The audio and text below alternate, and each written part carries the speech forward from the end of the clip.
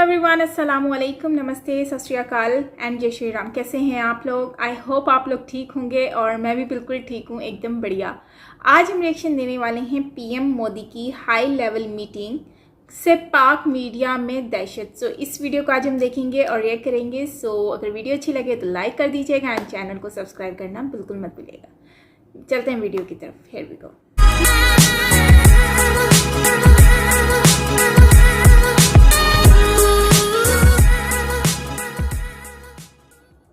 के बाद वो आज मीटिंग हुई वहाँ पे मोदी साहब की मीटिंग हुई, हाई सिक्योरिटी का।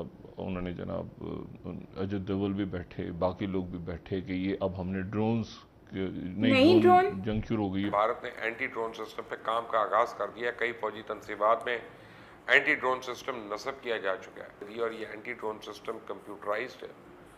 इसको बंदूक के ऊपर भी लगाया जा सकता है। किसी भी छोटे से छोटे ड्रोन को इस सिस्टम से फिजा में ही तबाह किया जा सकता है। भारत का पहले ही जो बजट है वो कोई 70 अरब डॉलर के करीब है सालाना बजट। आप सोचिए, अब उसमें ये और ज्यादा इजाफा हो गया राफेल लाकर। अच्छा, राफेल चूंकि जदीद तैयारे हैं। हेलो फ्रेंड्स, जय हिंद। Welcome to Hindustan special channel. Jammu Kashmir को लेकर प्राइम मिनिस्टर श्री नरेंद्र मोदी के आवास पर एक हाई लेवल बैठक हुई। इस बैठक में गृह मंत्री अमित शाह, रक्षा मंत्री राजनाथ सिंह, राष्ट्रीय सुरक्षा सलाहकार अजीत डोभाल मौजूद रहे।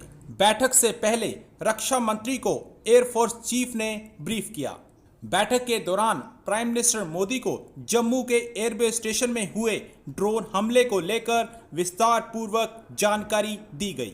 सूत्रों के मुताबिक बैठक के दौरान पीएम मोदी, अमित शाह, राजनाथ सिंह और अजीत डोभाल ने रक्षा क्षेत्र में भविष्य की चुनौतियों और बलों के आधुनिकीकरण उपकरणों पर चर्चा की। सूत्रों के मुताबिक जम्मू एयरबेस स्टेशन पर हमले के पीछे पाकिस्तान की खुफिया एजेंसी आईएसआई का हाथ है और ये हमला लश्कर ने आईएसआई के इशारे पर ही किया है। मैं हमेशा एक बात कहता हूँ और वो कहता हूँ कि खित्ते के वाक़यात जो हैं, मैं ये नहीं कहता खित्ते के बयानात, खित्ते के वाक़यात, इवेंट्स जो हैं वो फैसला करेंगे कि पाकिस्तान में क्या होगा। इवेंट्स और बदकिस्मती के साथ आप कहें कि हालात जो हैं वो कशीदा तर हो रहे हैं। ये जो लाहौर में एक वाक़या पेश आया, लेकिन एक बड़ा जो क्राइसिस है वो है जो कि खित्ते के अंदर मौजूद सूरत हाल है और वो है सिक्योरिटी क्राइसिस।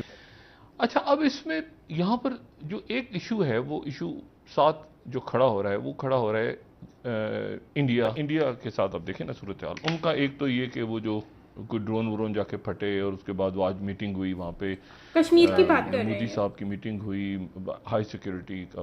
उन्होंने जनाब अजय देवल भी बैठे, बाकी लोग भी बैठे कि ये अब हमने ड्रोन्स नई ड्रोन जंग शुरू हो गई है। पाकिस्तान ड्रोन जो है वो भेज रहा है। और एक तो ये है कि ये भूल जाएं कि यहाँ पे लड़ाई या जंग नहीं होगी, यहाँ पे लड़ाई, जंग और कशीदगी होगी, खित्ते में होगी।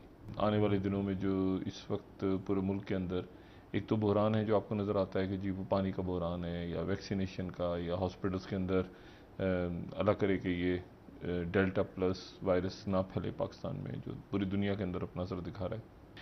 और इसी दौरान इंडिया मुश्किल दौर से गुजरा है। अब इंडिया के जो लोग हैं उनको मैं मतलब उनकी हिम्मत को दाद है कि उनके कोविड भी फैला हुआ था और उनके आप देखें कि ये डेल्टा वेरिएंट भी आ गया, ऑक्सीजन भी खत्म। ये तो कुदरत की तरफ से चीज़ है ना। किसी को क्या पता कि ऑक्सीजन इतनी आएगी तो एक कोविड के वेरिएंट्स निकल आएंगे तो ये हो जाएगा।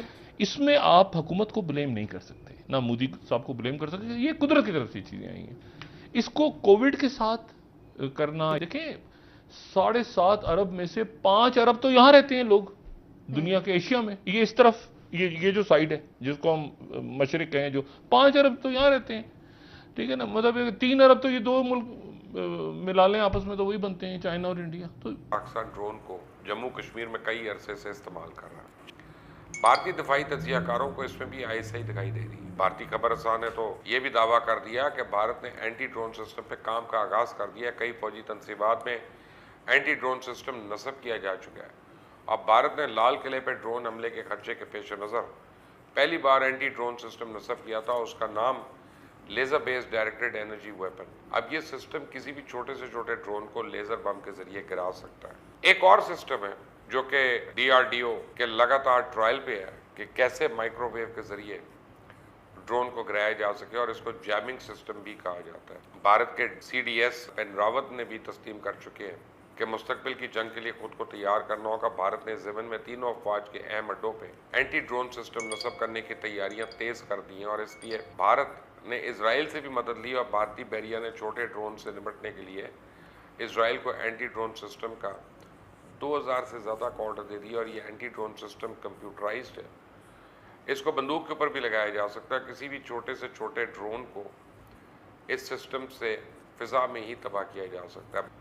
फिर अफगानिस्तान की बिगड़ती सूरत हाल से फ़ायदा उठाकर भी वो पाकिस्तान के खिलाफ, जो अमेरिका को तालिबान के खिलाफ कार्रवाई के लिए अड्डे ना देने का ऐलान कर चुका है, कोई नया महाज खोल सकता है। इसी पस मंजर में जम्मू धमाके दूर असरात के हामिल हो सकते हैं। कहा जाता है कि दुश्मन भी आला ज़र्फ होना चाहिए। बदकिस्मती से हमारा तो ऐसा नहीं है, बल्कि दूसरी तरफ का पड़ोसी और मुखालिफ भी है। और ये कितनी अजीब बात है कि भारत को जब भी अंदरूनी या बैनुल अक़वामी नाकामियों का सामना करना पड़ता तो इस तरह को कोई ड्रामा रचा कर पाकिस्तान पे इल्ज़ाम करता था।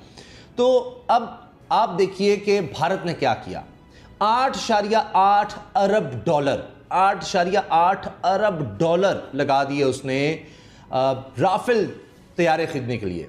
ये फ्रांस से उसने खरीदे 36 तैयारे, जिसमें से कुछ आ चुके हैं भारत, बाकी भी आने हैं।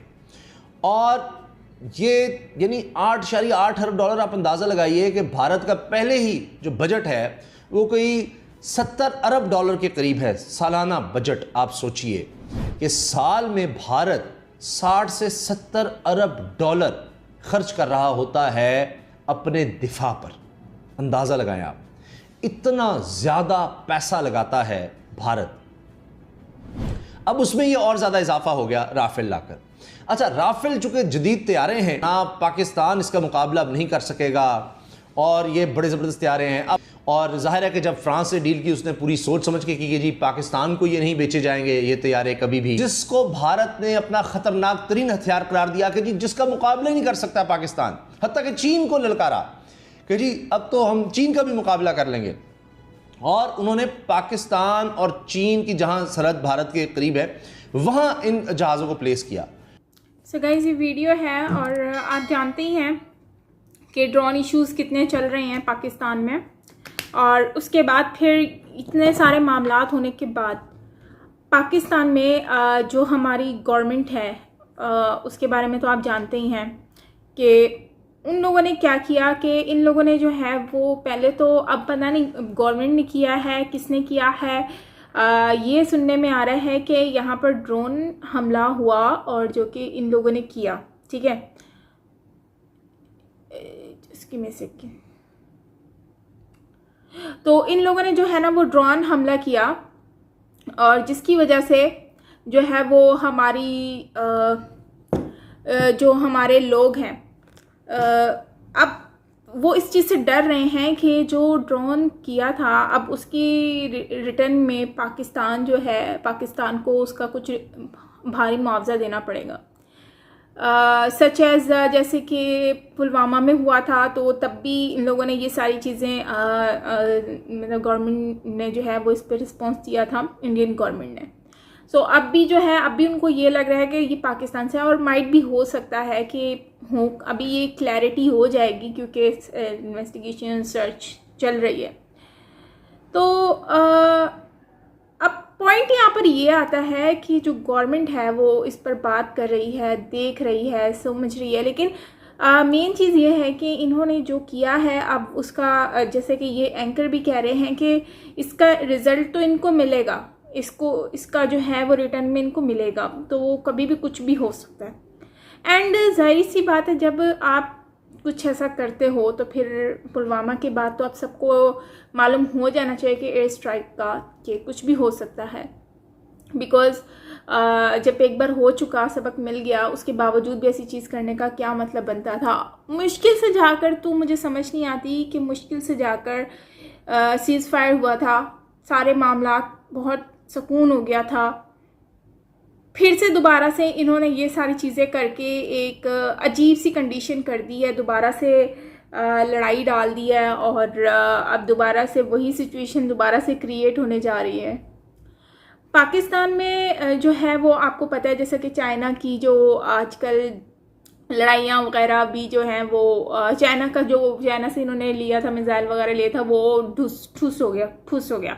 क्योंकि उसका जो है वो जो कोई ख़रीदना नहीं चाहता था वो पाकिस्तान ने ख़रीद लिया था, और उसके बाद जो है वो ख़रीदने के बाद जो है वो कहते हैं ना, एक्सपायर्ड चीज़ें जो कोई ख़रीदता नहीं है स्क्रैप हो जाती हैं, उसको कम दाम में बेच दिया जाता है। लेकिन पाकिस्तान ने क्या किया, वो और महंगा उठा लिया उनसे, जितना उसका कॉस्ट था उससे डबल उठा लिया। एंड ऑल्सो वो चीज़ ख़राब भी हो गई है, उसका कुछ पता नहीं है कि वो सही होगी भी कि नहीं होगी। बट उसमें जो 373,000 करोड़ समथिंग कुछ का अमाउंट था बता रहे थे, तो उसमें जो है वो लगा दिया इन्होंने।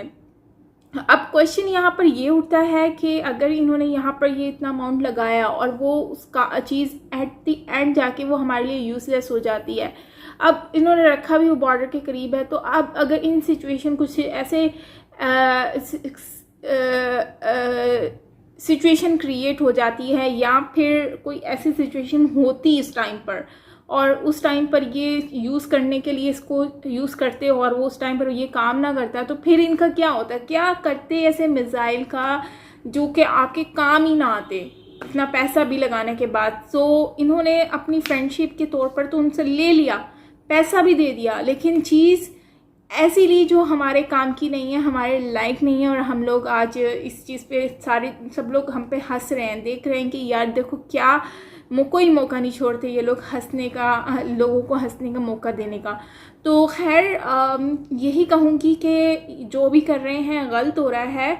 एंड आई होप कि आने वाले वक्त में ये लोग कुछ अच्छा करें, ताकि आइडिया जो है वो कुछ दिमाग को भी इस्तेमाल करें। जैसे कि दिमाग तो सबके पास है, ऐसा तो नहीं है कि भारत के पास दिमाग है पाकिस्तान के पास दिमाग नहीं है, दिमाग तो सबके पास होता है, लेकिन उसको यूज़ करने का तरीका हर किसी को आना चाहिए। तो इसलिए यूज़ करने के लिए थोड़ा तालीम भी होनी चाहिए, तो तालीम होगी तो यूज़ करेंगे ना। अच्छा खैर जो है वो भारत अभी फुल तैयारी कर रहा है ड्रोन वगैरह और डिटेक्शन वगैरह की, और जाहिर सी बात है वो लोग तो समझदार को इशारा ही काफ़ी होता है कि जब यहाँ से एक इतना सा हो गया तो इतना बड़ा भी हो सकता है, तो उसके लिए वो पहले से ही तैयारियां कर रहे हैं। तो अच्छी बात है, ये तो होना चाहिए।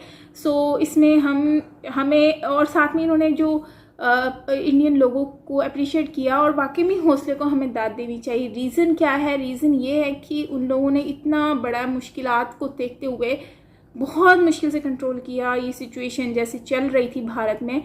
एंड नाउ जो है वो फिर भी स्ट्रॉन्ग है, ये हमारे लिए एक एग्जाम्पल है, और इनको देखकर हमें सीखना चाहिए कि वाकई में ही देखो उन्होंने कुछ करके दिखाया है, और वो लोग हिम्मत नहीं हारे, बहुत स्ट्रॉन्ग और हिम्मत वाले लोग हैं। एनीवेज गाइज, ये थी हमारी आज की वीडियो। अगर अच्छी लगी हो तो लाइक कीजिएगा एंड कमेंट करना बिल्कुल मत भूलिएगा। मिलते हैं नेक्स्ट वीडियो के साथ। टिल देन टेक केयर, अपना ख्याल रखिएगा, बाय बाय।